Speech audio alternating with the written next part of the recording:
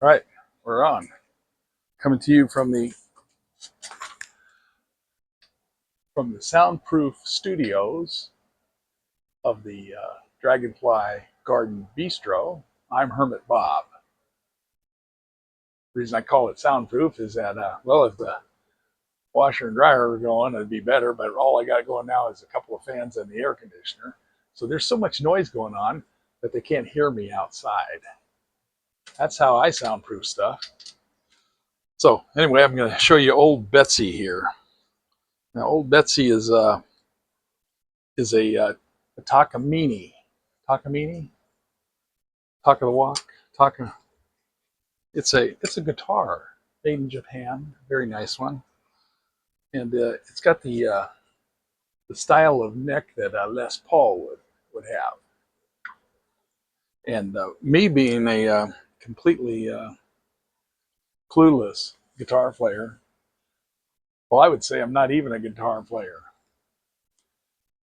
In fact, guitar playing, the inability to do so, kind of led me to hermitude, hermitness, hermetically, a loner. Because I tried to play with people, but they just didn't like my vibe, the vibe of not being able to play with them. I play by myself. But anyway, the whole plan for this year was to start doing a YouTube video so I could write a song and sing it at Christmas time. There's nothing says more than writing an original song at Christmas time. Like Grandma Don't Get Run Over by the Reindeer. A classic. How can you not like that? The early forms, gentle songs, Jingle Bells, haha. And, okay, I can't think of another one. But anyway, that's what I want to do. So anyway, we're going to start on now. And one of the chords I liked the best was an A minor. By the way, I haven't tuned this guitar in probably about 3 months. And had I been able to tune the guitar, that's what Jethro told you to say. I like the A minor. Boy, that sounds terrible.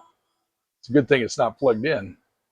Well, actually, it's a good thing it's not plugged in because you'd have to listen to me play. See? Win, win.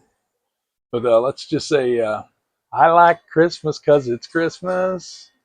Okay, something like that. I'm studying under the school of Paul McCartney and Brian Wilson, who just said, start playing a chord. Play a chord. Hey, play a chord, man. And did you know they used to call me Brian Wilson back in I guess it would have been the very early 70s. Because I was kind of a big fat kid, and they said I looked like him. Uh, I didn't know who he was. I knew who the Beach Boys were, but they were all just one big person. So anyway, at some point they quit calling me that, or not enough people knew what he looked like. Who knows? Anyway, later on, I found out he was a musical genius, so I'm glad I looked like him. Hopefully, I can genius like him. I don't think that's going to happen. Grandma got no. Well, here's the first song I wrote. It's right after I got married. Uh, I married a woman with cats and a stepdaughter. There's a hairball in my Reeboks and a cat box in the tub. Well, it goes on.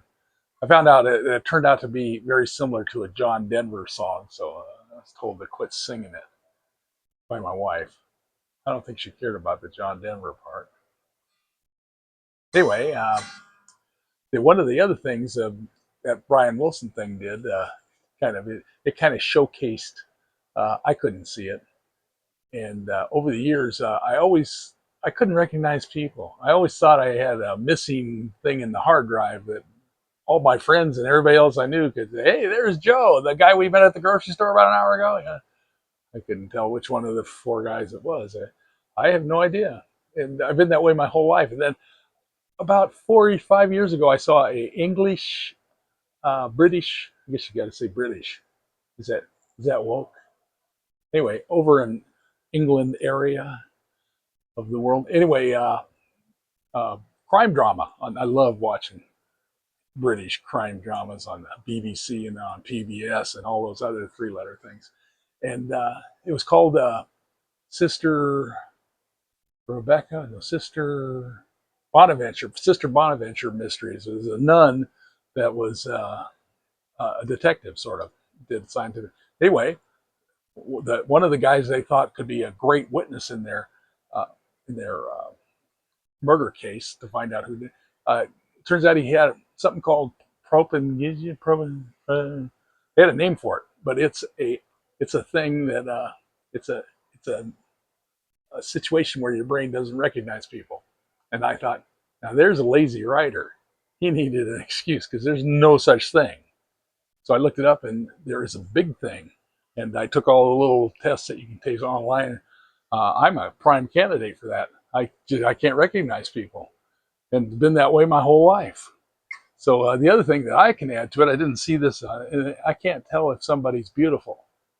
Uh, you can kind of tell they're ugly when they're covered with pimples and have a big broken nose and stuff like that. They're not really ugly; they're just kind of deformed. But it's just one of those things. So I didn't know if girls were good looking or what you can do is you can remember things like what their ears look like or what their chins.